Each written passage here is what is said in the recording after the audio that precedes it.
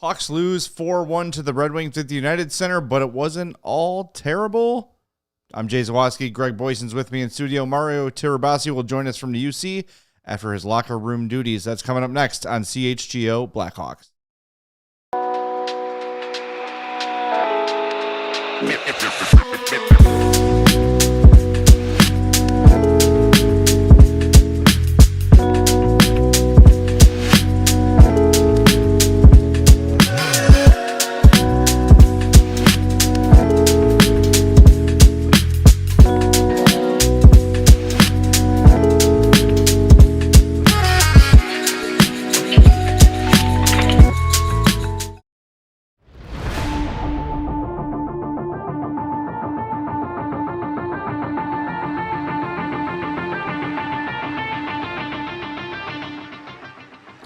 Welcome into the CHGO Blackhawks postgame show. I'm Jay Zawaski with Greg Boyson. Nate's here running the show. Mario's going to join us shortly from the United Center. Hawks lose 4-1 to the Red Wings, and I'm not going to call it a bad game. I'm going to call it a frustrating as hell game. Sure. I'll roll with that. There was stretches where the Blackhawks looked really good. And then there were stretches where it was not really good. What's the old Simpsons? The highest of highs, the lowest of lows, and the creamiest of middles. Yes. Well, they were in that middle part. That's the end result, because you had some really good moments, you had some not so good moments. Most of those on the power play, and then. Yeah, just not a couple bad bounces go against you, which is a theme of the season, and you lose 4-1. And this game is not my fault. No. Patrick Kane did nothing. Patrick Kane did not score a goal, and that's all I said. That, Alex DeBrincat, on the other hand, did some stuff. I didn't call out Alex DeBrincat. And if I had the power to just put things in the universe and they happen, I wouldn't be here. I would own a freaking casino in Las Vegas. You'd be Biff. Yes, except slightly better looking. Slightly. I'd be our pal Derek Stevens from Circa. There you go. He is better looking than Biff. Can confirm. Yes. Detroit gets goals from DeBrincat, Larkin, Foligno, and Kopp. Kopp adds the empty netter. Hawks get goals from Nick Foligno. That's it. So here's the deal with this game, and here's what frustrated me is, like, the first period, two teams, I wouldn't want to say feeling each other out, but the Hawks had the edge in play, more shots, more shot attempts, all that sort of stuff, kind of controlling the play. But I could tell they were very, very almost like obsessively committed to playing their system. And it was good. It was working. It was like nothing bad was happening, but nothing good was happening. The first period felt like a taffy pull from both sides. I said to you during the game, like, this is the battle of mid. Like, two teams that are kind of similar in the way they're put together. Detroit, for whatever reason, people think is a playoff team. I don't. Just kind of feeling each other out for a while. Then Detroit scores with less than 2 seconds to go on a really kind of fluky play where the puck's kind of bouncing in, everybody's backing up, and it just ends up right on Alex DeBrincat's stick, and he's not going to miss that ever. Right. And you go in feeling good about the period, but you're down one, and that's frustrating. Yeah, for sure. I mean, that rush went up the ice, and I looked up at the clock, and there was like 9 seconds left. I was like, don't do this, because it felt like it. It felt dangerous the second the wonky. wings started going down the ice. Yeah, and that happens. But credit to the Blackhawks. That goal happens in that situation last season. That game's over. Oh, yeah. But the Blackhawks came out. They withstood an early push in the second period from the Red Wings. Red Wings had the advantage for the first couple shifts. And then they, again, started taking control of the game. They tied the game. And then they got, Dylan Larkin caught Isaac Phillips flat-footed for a split second, and that's all that guy needs. Yeah, and Phillips is at the end of a shift there. I actually looked up because they have the time on ice on the video board, and I know Larkin is significantly faster than Phillips and a lot of players in the league. Nothing against Isaac, but he was 101 into that shift. Not the first defenseman he has blown the doors off of, and it won't be the last. Dylan Larkin, still one of the fastest skaters in the league. And then that third goal was just bad luck. Foligno tips it. Was Yep. going to go wide, and it hits now Allen's skate and goes in. And at that point, and Peter Mrazek made 2 or 3 just incredible crazy saves. Yeah. That glove save on DeBrincat early in the first period when the game was still scoreless. Yeah. And then in the third period, he had those 2 big saves where he was just kind of like going side to side. Again, like not the worst game they've played all year, but there were a lot of things they could have cleaned up. Yeah, I was listening to the intermission report during the second intermission on the way here, and Troy Murray kind of echoed what I had been seeing in this game too, is like this obsession to carry the puck in. And you saw so many odd man rushes for the Red Wings in this game. That's something the Hawks don't give up very often, especially this season. No. And you're seeing Detroit plays. Troy was identifying it as like a 1-2-2, but it's almost more like a 1-4, where they've got a forechecker and then 4 Red Wings kind of stop at the blue line.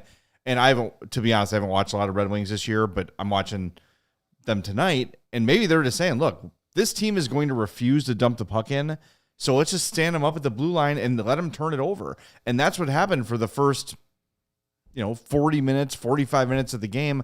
Finally into third, as things were getting late, the Hawks started chipping it in, but it was too little too late. Like the way Detroit played this game was just kind of wait for your opportunities and make the best of them when they come. And again, open lanes, no shot. Alex Vlasic did it today. Connor Bedard did it 2 or 3 times. Vlasic was blasting down the middle of the ice, full speed, full stride, a drop pass right on his tape, and he tries to pass it. And he had Teuvo Teravainen and I think Jason Dickinson crashing on both ends, and he had the wide open lane. You're probably not going to score because it was a clear shooting lane. Goalie saw you coming the whole way. But that's when you shoot low and hard at the pads, and you hope one of those 2 guys crashing in that get a rebound on a goal. Cause some chaos there. But instead, he tried to pass it to Teuvo, who was crashing up the right side, and the defenseman got his stick in the way. Get the puck on net. Tavo's going to the net. Dickinson's going to the net. You got a clear shooting lane. Get that puck to the net. See if you get a rebound. Even if you get that puck to Teuvo, he's on his forehand, fine. But he's also, again, like you said, heading towards the net area. So he's going to receive it kind of with his, facing the same way the goalie's facing, like facing towards the blue line. It's like not a great angle. And what's going to cause a better result, right? A half-hearted shot from Teuvo from a bad angle, or a cannon blast from a streaking Alex Vlasic. Fire it low, aim for the pads, and then hope that someone crashes on it. By the way, Nick Foligno's goal the other night was that against LA, where he was kind of split the middle, shot it, and then just crashed the net. Yeah. That's what Vlasic can do too. He's got a cannon with that the long stick, the big reach. When he unleashes a shot, it's moving. So Vlasic's got to shoot that puck, wait for the rebound, and just crash the net. They've got guys back. They've got guys, if I recall correctly, changing as that play's happening. So they know, hey, look, Vlasic's got this shot. He's going to be in deep. Even if he doesn't totally follow the rebound, just the momentum of his skating is going to take him towards the goalie. So forwards know to stay back or head back to defend a potential odd man break the other way. I don't know. I'm not trying to that's not the whole game. It's just kind of a microcosm of that trying to be as perfect as they can be. Detroit showed it. Just every goal they scored today was just put the damn puck on the net. Yeah, and one of the, that Vlasic play, not to harp on it, it didn't cost him the game by any means, but, another option there is do the old slap pass, miss the net intentionally, and hope to get the bounce off the end boards where you got 2 guys. Like, they're basically do anything else but what you did.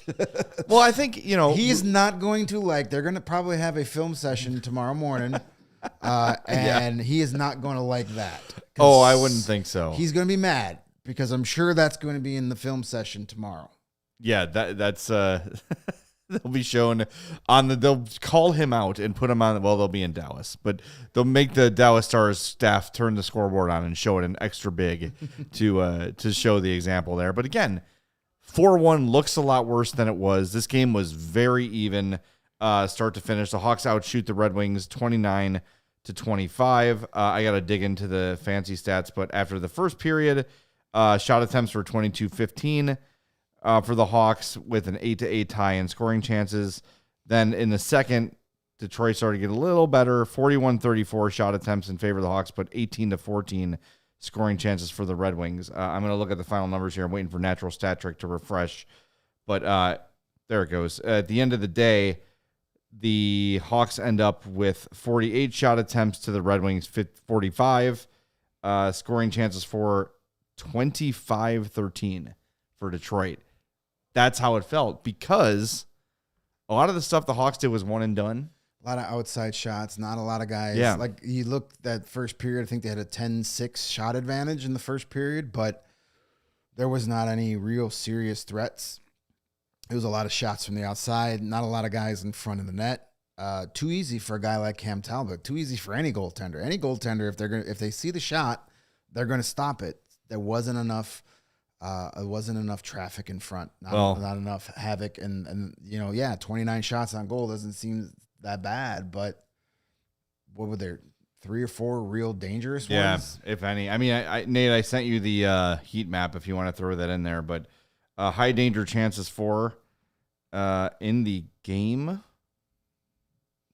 5 total for the Hawks, 11 for Detroit. That sounds about right. Yeah, that feels right. Sounds about right. And when you think about the high danger chances that the Blackhawks generated, all of them were from sneaky little shots that got through traffic that required Talbot to make kind of a bracing save or whatever. If you just look at the goal they scored, Tyler Bertuzzi stiff arms Ben Sherratt, comes away with the puck, and basically just throws it in front. Yeah, it hits Foligno on the tape.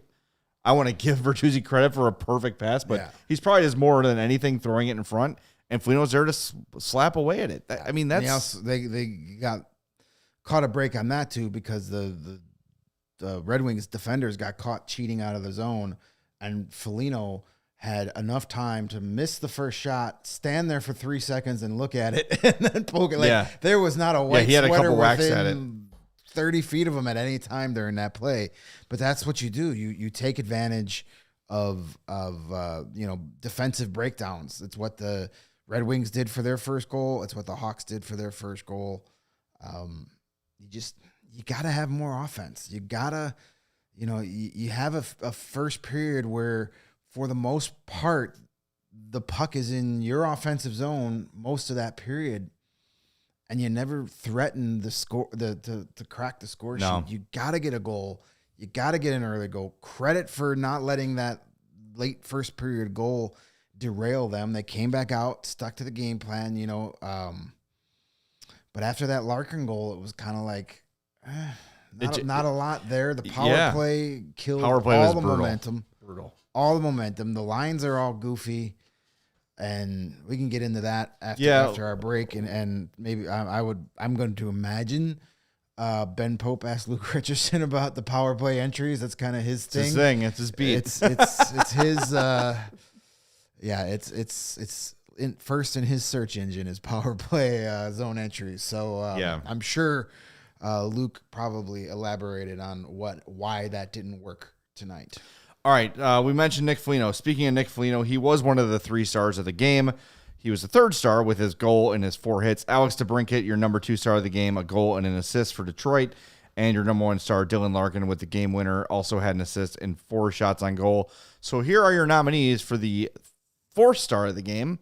Ryan Donato, 5 shots, 63% from the faceoff dot. Later, for the 3rd period, put on the 4th line. So Lucas Reichel can get some tick with Connor Bedard. We'll talk about that in the next segment. Wyatt Kaiser, +1, 3 shots on goal, 5 shot attempts and 2 hits. I think he was absolutely outstanding, especially in the first period. He was unbelievable in the first period tonight. Not that I'm trying to tip the scales. And Tyler Bertuzzi with the assists we mentioned before, 2 shots and 2 hits. Bertuzzi is putting together a nice little string of games here, and sort of unbelievably, that assist to Foligno was his first assist of the year.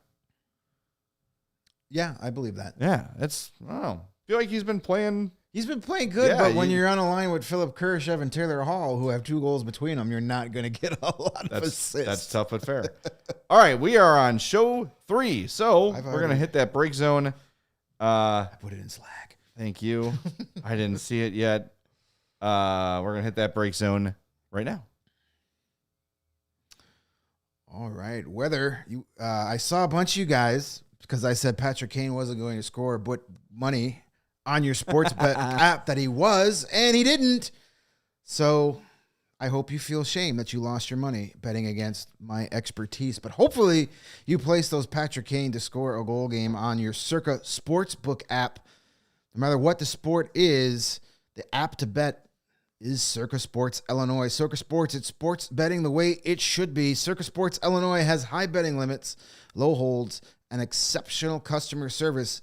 Bet on all your favorite teams in every game this season. Spreads, props, futures, or in-game, Circa Sports has it.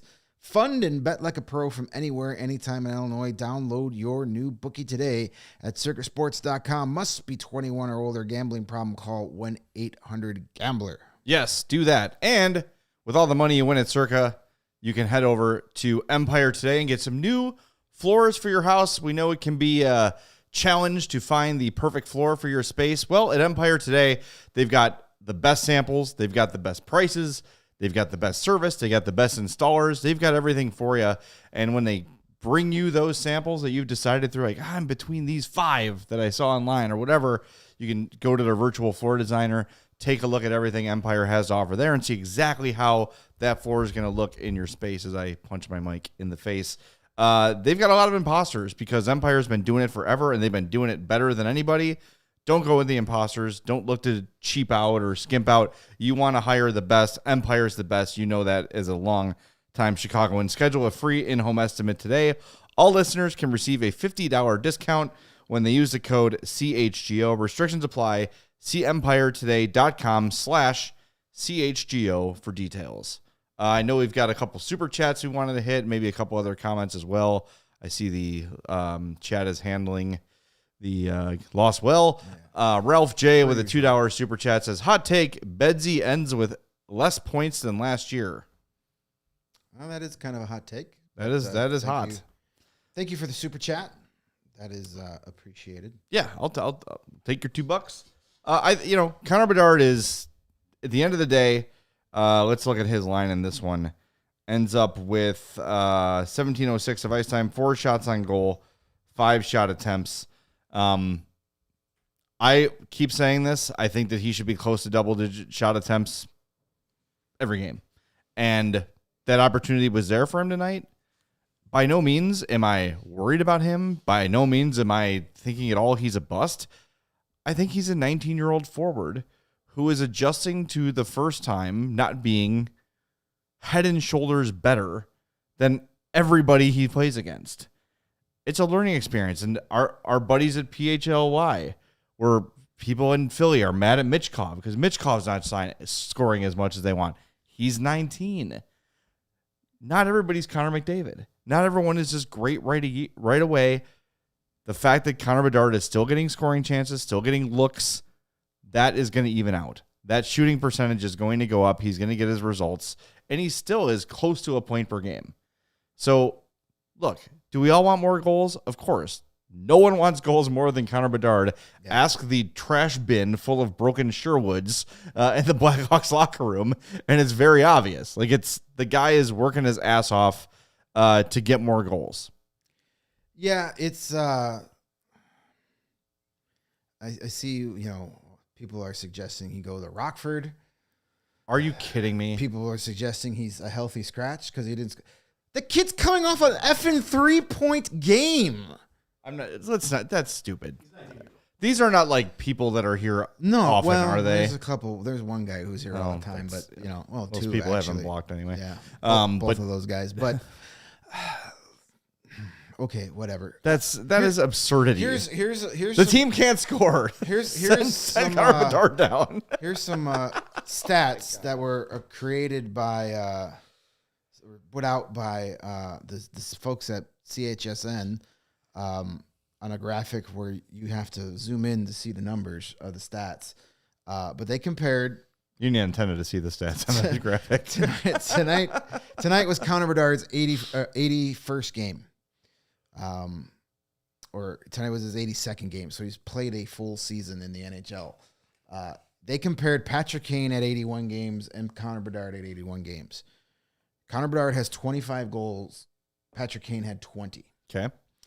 48 assists to 51. Connor Bedard has 73 points, 5 more goals and 2 more points than Patrick Kane did in his first 81 games. Well, you know what turned Patrick Kane around? That trip to Rockford. That one game in Rockford. You don't send, I get it. People want more goals from him. Yeah. In fairness, Patrick Kane has better teammates too. True. I didn't know how to sarcastic and you say it. you know in another place where Connor Bedard has more goals than Patrick Kane this season. Yes, that's correct.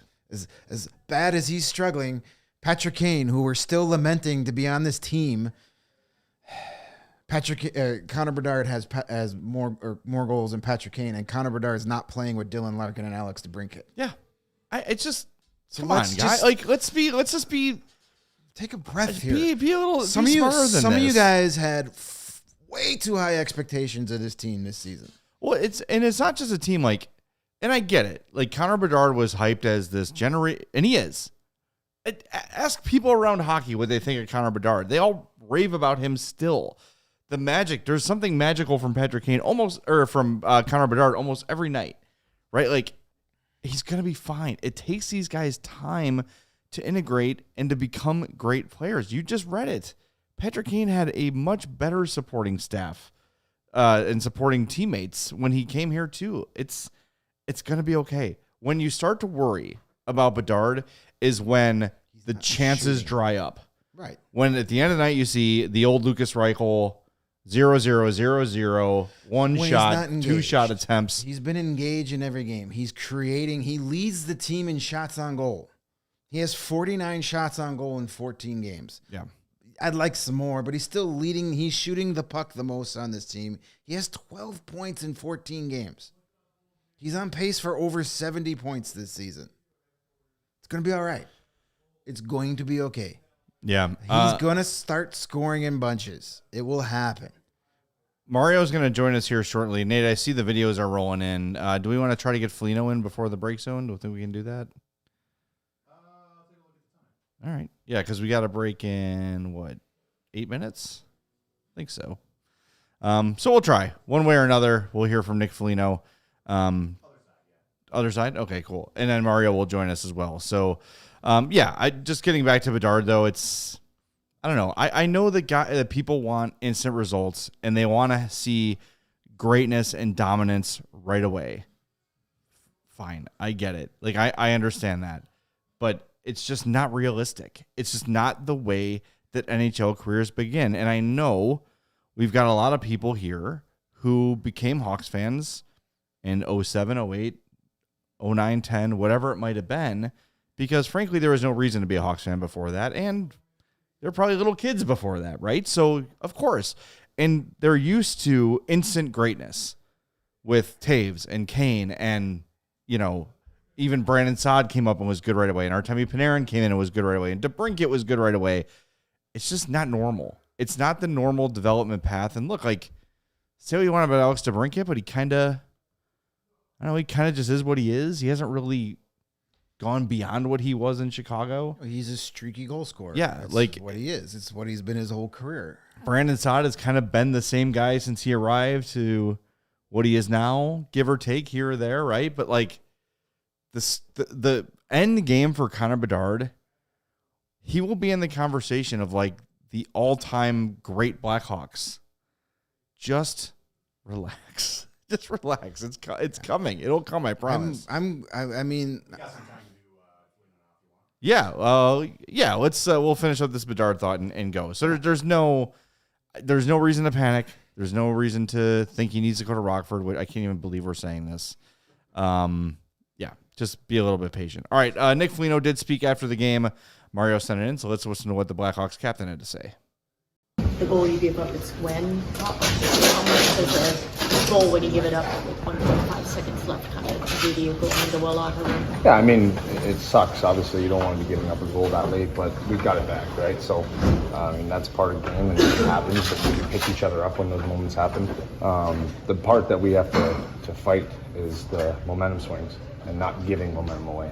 I think that was the difference in the game tonight. It's, we talk about learning how to win, and part of it is making a team earn the momentum they're going to get.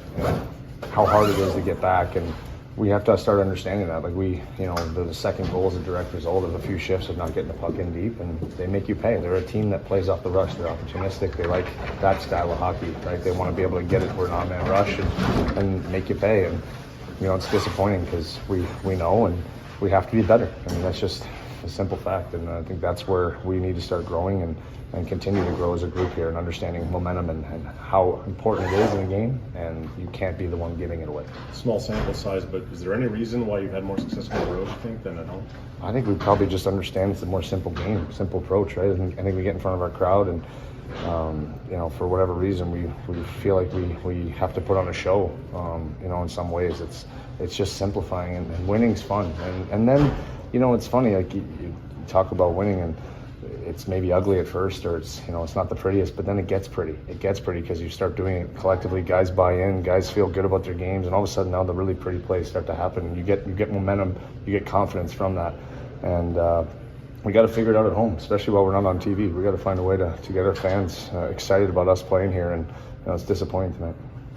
You guys have given up relatively few odd-man rushes this year, but it seemed like there were a lot tonight. Was there something structurally that was leading to that? Well, I think they're a team that cheats on the offense, right? Like they want to try to sneak by you. They're going to take that risk and hoping that you're going to play on the opposite side of them. And we kind of fed into it a little bit at the end, and just untimely turnovers or not getting it exactly where we need to. But I mean, every time we had a shift where we were in their end, I mean, we had really good looks, really good chances, and it's disappointing that we just don't understand how successful that style can be, and not allowing a team that maybe wants to cheat to get their game going, right? We could take advantage of maybe them being in the wrong spot, and now we take advantage and score. So it's a frustrating one. We got a big game now coming in Dallas here, and we gotta turn the page and know what we did wrong here and get on the road and simplify our game. You talk about that momentum, getting the ball rolling. There hasn't been a 3-game win streak since before you even got here. Yeah. How hard is it to do that when you just can't string it together? Yeah, I mean, man, we should be 4 or 5 games in a row right now.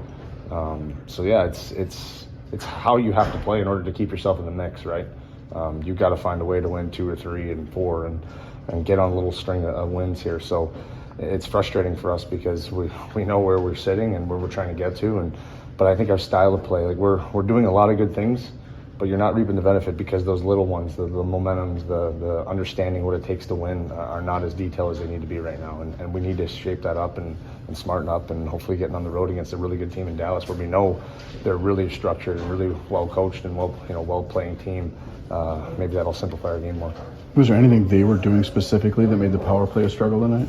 No, I just think we need to execute better. I mean, being on it and watching, you can see sometimes we're just not hitting the right play at the right time. I think it's overthinking. It's wanting, guys want to do well. Guys want to be difference makers out there, and we have enough out there to do the job. It's just sometimes it's a mindset of outworking the penalty kill and knowing that it's a huge. You can't give momentum away on a power play. You gotta just kind of continue to have it, and that's where I think we're falling short right now. We're just not executing, which is hurting our momentum in our game.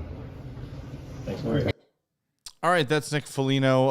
I mean, pretty much echoing what we've been talking about is this desire to be perfect all the time and simplicity. You were saying it when he was talking. Like, you could pretty much write his post-game script these days because it's kind of always the same. And it feels like all of our post-games are kind of the same because it's been the same thing all year long.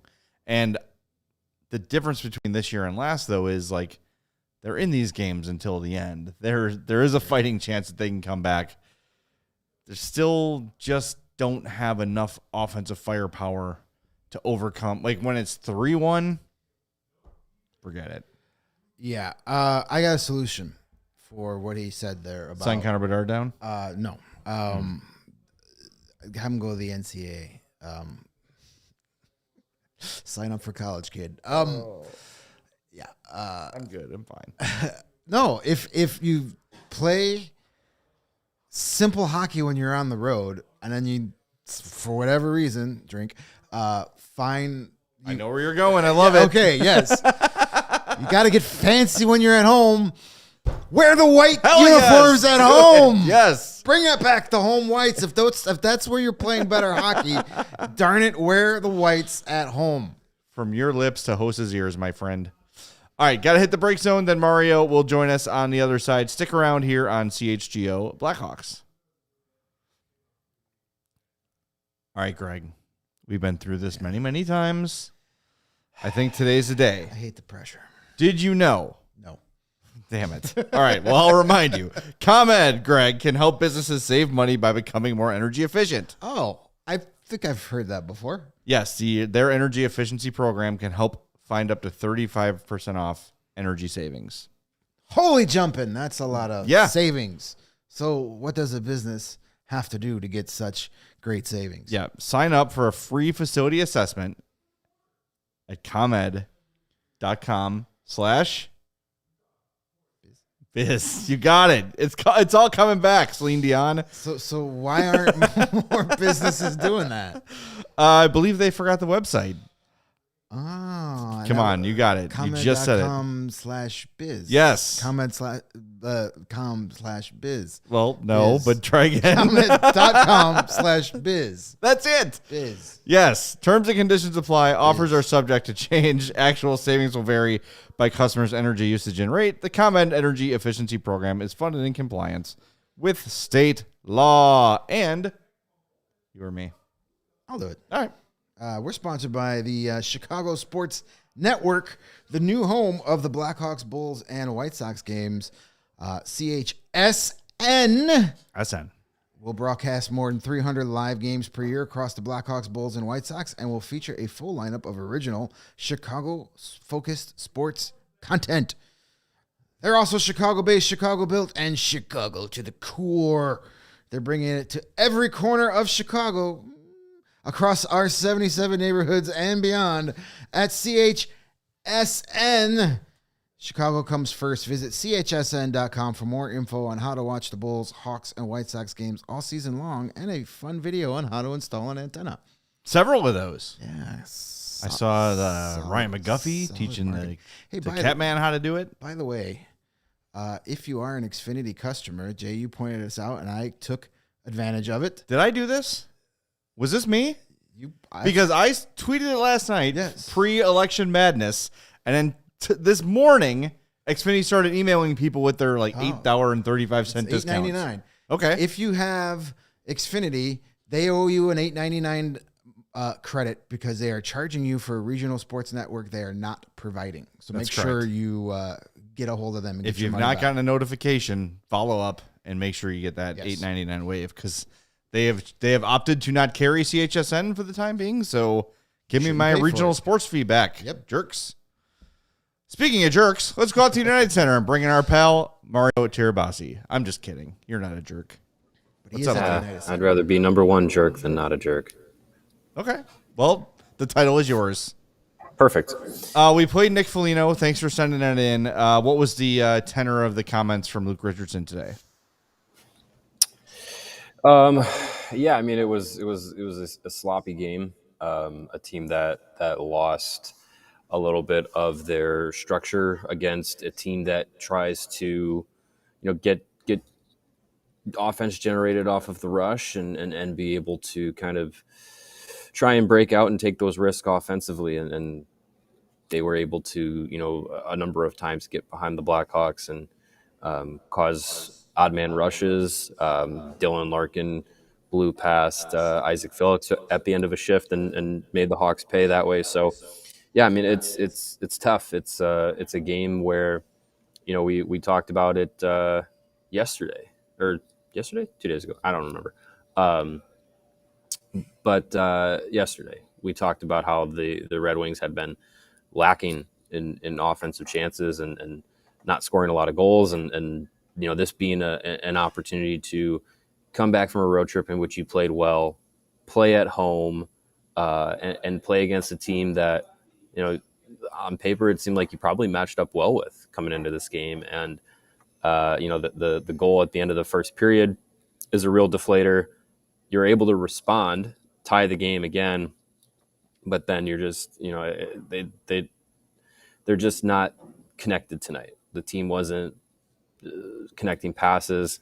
Too many pucks turned over, and Richardson mentioned specifically, a number of turnovers at their own blue line, which we saw all last year far too often kill this team.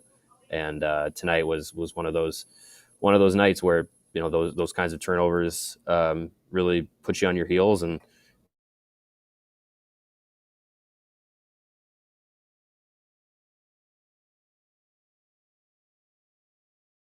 this is what we've been talking about the whole game. Is we'll reestablish with Mario here in a second. Is the Wi-Fi critters got him? It's what we're talking about. It's what we talk about every game. Just keeping it simple. And what's frustrating is we've seen it in spurts. We've seen it in periods. We've seen it in stretches of games where the simplicity is there and the game goes more smoothly and better, and they sometimes win. What is changing from game to game? This was the opportunity to take 3 in a row, and you've got a hell of a schedule coming up with, I don't have this in the right order, but Dallas, Seattle, Vancouver.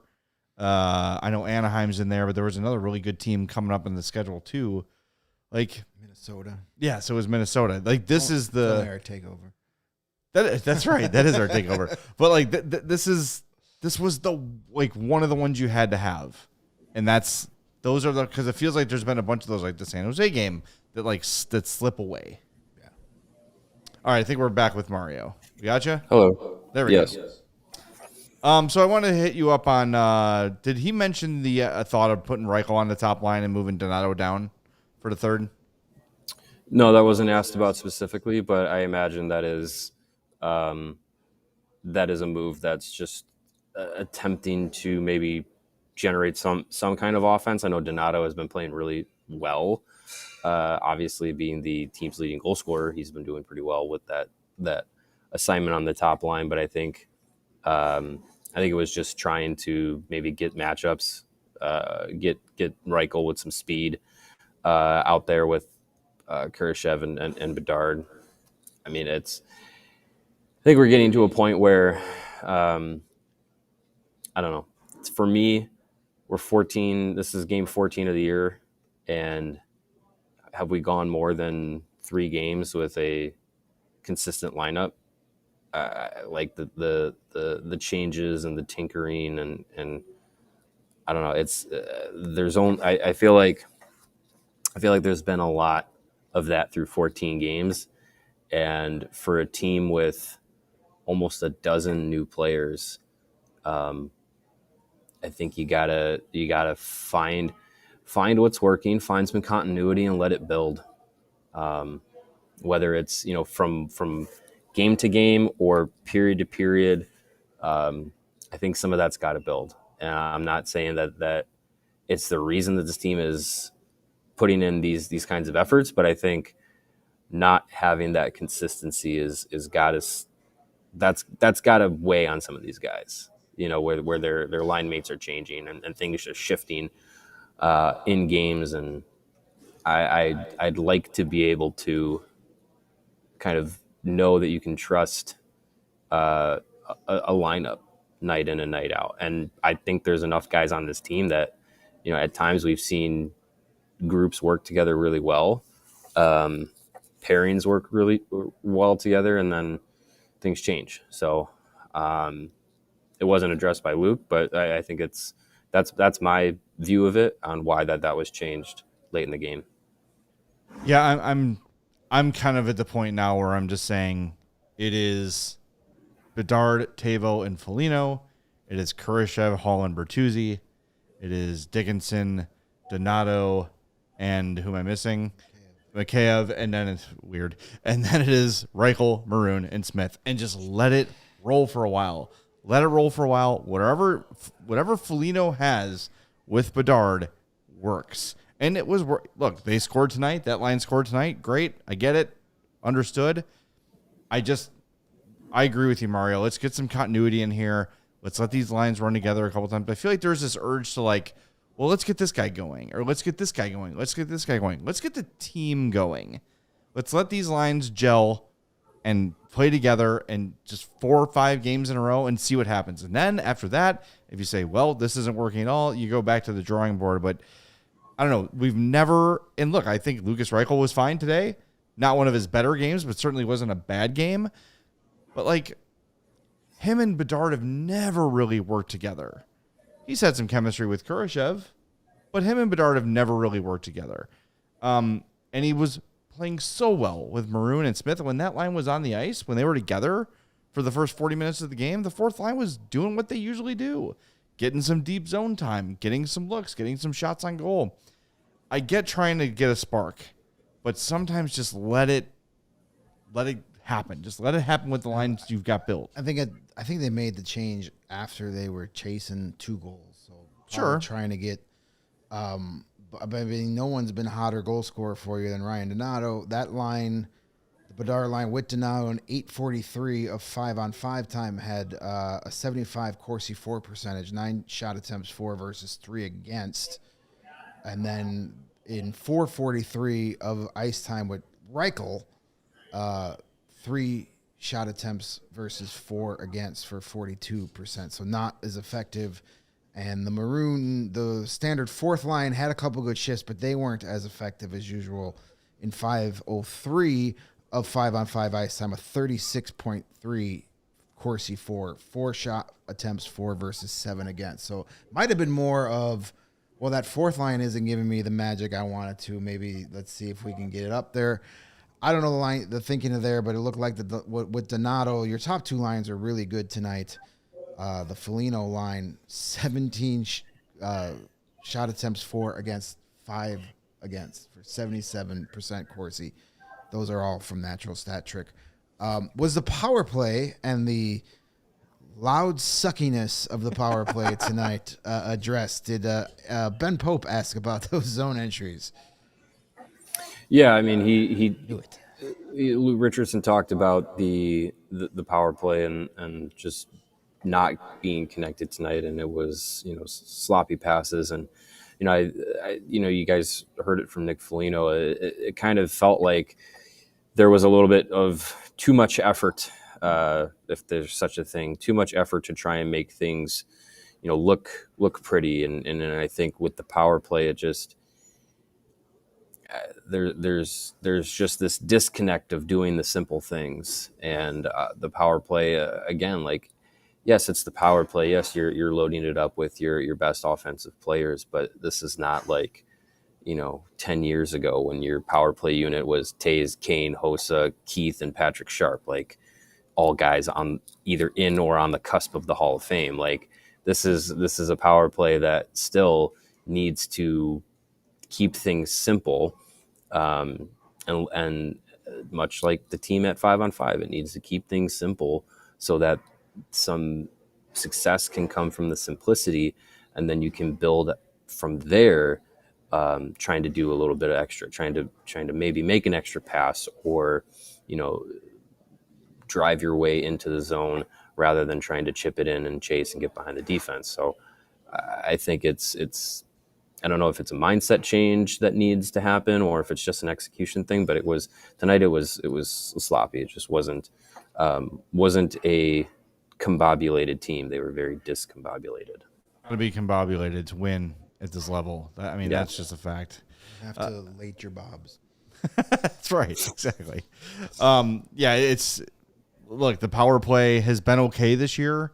But boy, when it looks bad, it looks bad. Like it's just completely out of sync. We have seen for the last 2 years now, guys like just obsessed with the slingshot, drop it back, whatever you want to call it, approach. And sometimes it's just not there. Just dump it in. It's okay. It doesn't have to be. And look, like I mentioned it earlier in the show, Mario, you weren't here yet, and Troy Murray was talking about it. Like Detroit was all too willing to just stand there at the blue line and say, get past us. And more often than not, the Hawks couldn't do it, which is understandable. It's 4 guys stretched across the blue line. It's going to be tough to weave through all that. I don't care how skilled you are. Guys are going to put their sticks out there. They're going to take up space and clog it up for you. So get it deep. You're going to catch them flat-footed.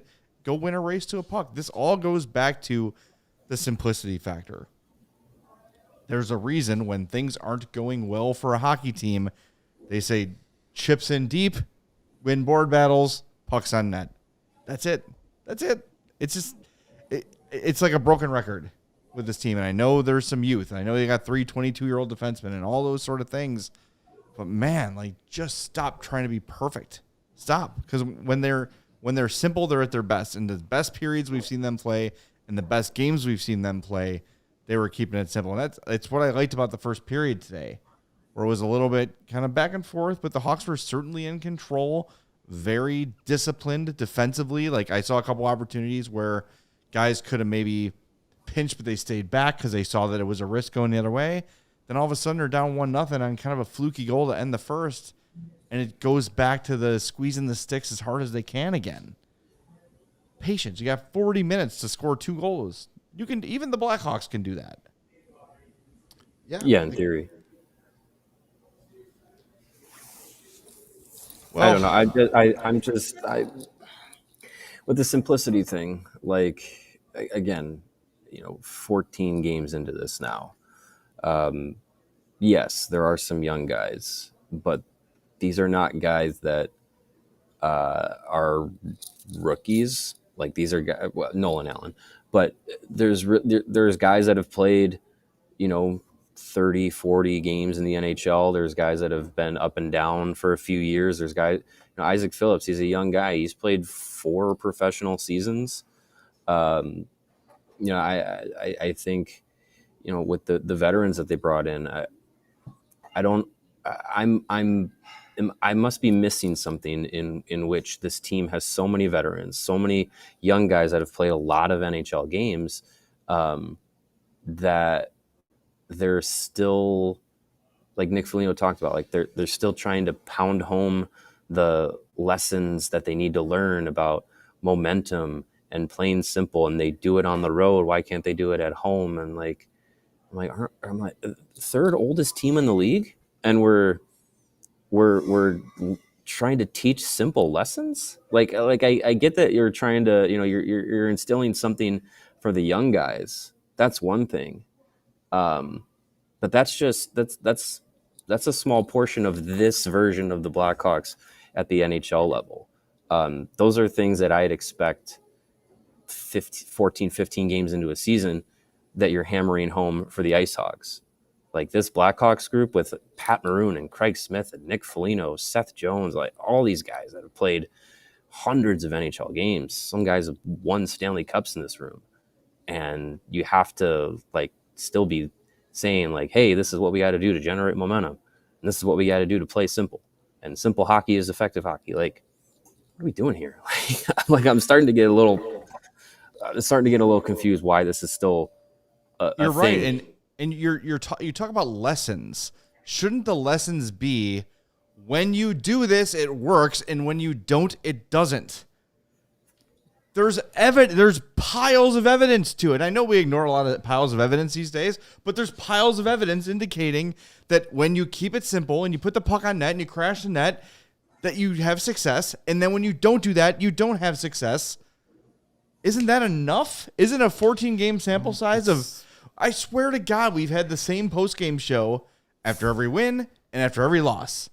Every loss, not enough pucks on net, passing up opportunities to score, not keeping it simple. Every win, hey, they did a great job. They stay within their structure. They kept the game simple, and they got rewarded. Yeah. I mean, I've ranted about this more than once. Like, stop telling me what you need to do. Do it. Yeah. I don't want to hear that you know what you need to do to win. I want to watch you do what you need to do to win. Yes, that would be good. I'm excited. I would be excited about that. And Lebowski5 says all those guys are just guys, though, talking about the veterans on the team. I don't really buy that. Like, Pat Maroon has won 3 Stanley Cups. And as we name these guys, like, but Pat Maroon's not the problem necessarily. The problem is not so much of an individual thing. It's more of a team mindset sort of a thing. It's just collectively, it's trying to do too much and trying to get things across, and right. You know what I mean? Like, that's the... If anything, that Pat Maroon line plays within themselves the most. They know who they are. Yeah, right. And they know who they are. They know what their identity is, and they're the line that consistently plays within themselves the most. It's the other lines that sometimes want to start to do the Harlem Globetrotters on ice and overthink things and don't play instinctual hockey and trying that extra pass, and then you're chasing the puck down in the old end. It's, if anything, that Pat Maroon fourth line is leading by example. If everybody did what those guys do on most shifts, probably have 2 or 3 more wins right now. And even if you notice, Lucas Reichel having success because he's following the example of his line mates. That's why it's working. Sean says, spot on Mario.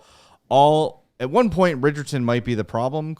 If not, then it's a Kyle Davidson choice of players brought in the problem. And I do lean on this. I just would say this. It's an execution problem. It's an execution problem. Luke Richardson, as we've said time and time again, is certainly not coaching this team to play the way they played tonight. He's not. He's simply not. Neither is Derek King, to the disappointment of our chat. I don't know about that. Neither is Kevin Dean. He's sabotaging. Neither is Jimmy Waite. The message is loud and clear. We hear it from the players after every game. We hear it from the coach after every game. For whatever reason, when the puck drops for the better part of the season, they forget the message and don't execute it. And I don't know. It's okay to blame the players. Yeah, there's plenty of blame to go around. It could be both. Yeah. But at the end of the night, the players have to execute the game plan. And look, if you look at the first period of this game, the Hawks were doing what they're supposed to do. They were the better team, more shots, more opportunities, more looks. If the Hawks and then it's just stopped. If the Hawks execute the game plan perfectly and they lose 6-0, then you can go, that game plan sucks. Yeah. Get the coach out of here. But when they do execute the game plan how it's supposed to work, they usually get rewarded for it. Yeah. Yeah, the Hawks had a 19-13 shot attempt advantage in the first, 8-4 scoring chance advantage. Like that was the way. And I said, like, after that first period, despite being down 1-0, I felt really good about it. And it sort of said to myself, like, if they play this way the rest of the game, they're going to win. And all of a sudden, they're down 2-1, and it's panic time. It's one shot. One shot ties the game. People in front, fire it. Get it done. Yeah, I mean, like we've said many times this season, like Luke Richardson isn't coaching this team to make bad passes or turn the puck over or anything like that. Like the messaging from him that we constantly hear is preaching simple hockey. And unfortunately, if this continues and the team isn't making improvements and stuff, the easier thing to do than to trade all your players and bring in new players who want to execute or anything like that, the easier thing to do in professional sports is to get rid of a coach. And I don't know, outside of having it be a different voice, I don't know what a coaching change does when the coach that you would be changing from is telling guys to play the simplest form of hockey, and the players either are willfully not listening and saying, no, I don't want to play simple hockey. I want to play fancy hockey, and I want to do this, I want to play outside the system. And I don't know. I don't think bringing in a different coach and having them say the same thing of like, hey, we got to simplify things and play simple and let things build off of simplicity, and then players go, oh yeah, that's a good idea. Like, I don't think that that's the case here. But I also, like, at some point, yeah, if it continues, there is some sort of change needs to happen. And unfortunately, like I said, like the easiest thing to do is change a coach. I don't know if you read what Kyle Davidson said to Ben Pope in his piece earlier this week, that's not even on his radar. So, we can talk about it, but right now, coming from the guy who would make that decision, it's not on the table. So it's, with that being the case, like, it's down to the players. Like they have to play the simplest form of hockey, a form of hockey that you're taught when you're 7, 8, 9 years old, when you're first learning structure of hockey. It's the structure that these guys are being told to play and the style that has been effective for them. Get to 4-star of the game, and who's your Hawk? Any nuggets we need to know about? Carmelo Anthony, perhaps. It's the only nugget I got. All right. There you go. Of course. $1 chicken nuggets. What? There you go. Took advantage of that today. All right. Who's your Hawk? Who's the winner? Like, I don't already know. You guys tied and I didn't. Yes. Ryan Donato, Jay's guy for the 8th straight game, and Tyler Bertuzzi looking for the revenge game. Both had 3 points, and every time I pick Connor Bedard, he stinks. So he only had 1 point. Stop picking Connor Bedard. Well, stop letting me go first. Stop losing. Well, because I keep picking Connor Bedard. It's a vicious cycle. Yes. I will. I retain the chain because it's like losing by ring out, Mario. I will. Well, you retain the chain because I'm the you're leader. you're the People's champ leader, and I get first There's pick also again. there's also nothing I can do about it because I'm not there. That's true.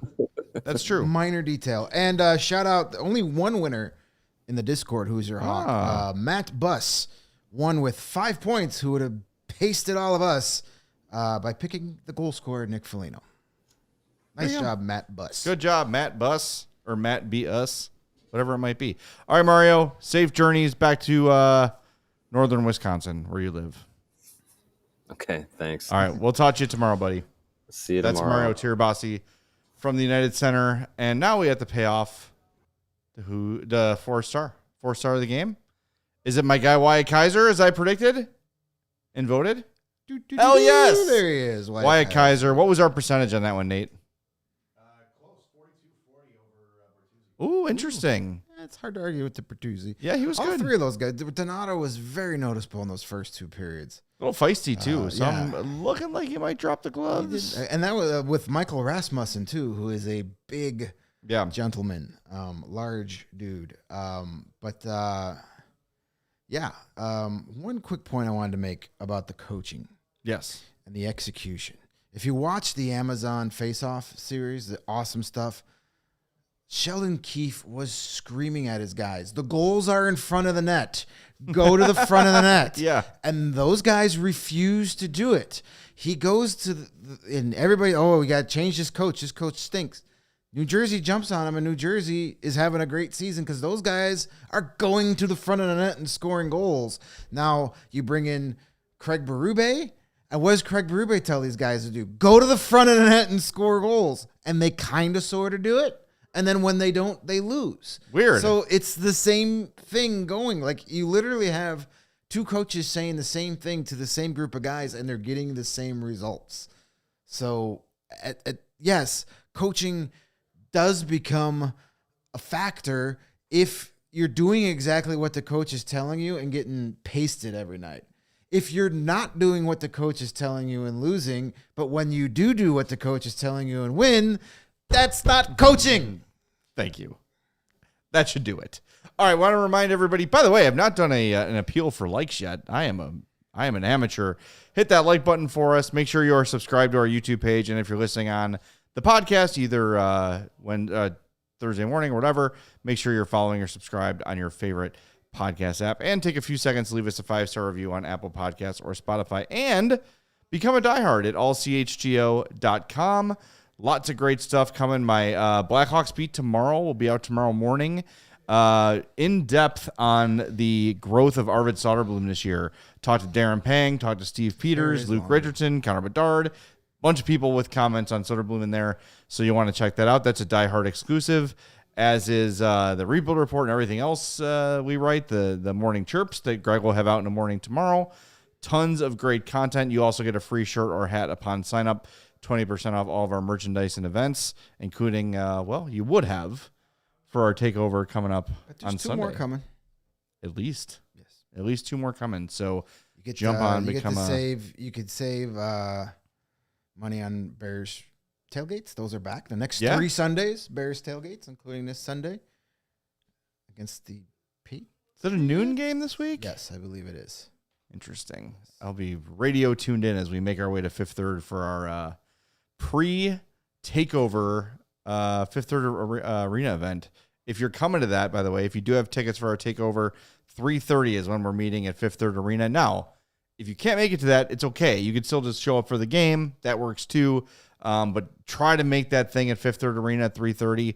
You get a tour of the locker room, tour the workout facilities. You can skate if you want. There's food. It's really awesome.